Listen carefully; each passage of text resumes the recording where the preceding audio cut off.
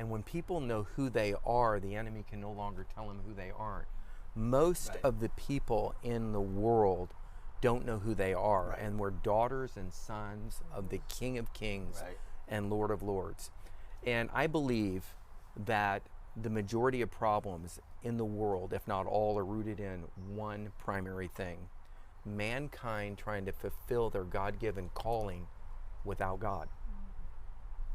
And Moses, that was you. That was me. Moses went out and had a calling as a deliverer, kills one Egyptian without God. He's 40 years on the backside of the mountain. He comes back with God, with his identity, and he's able to deliver 3 million. Yeah.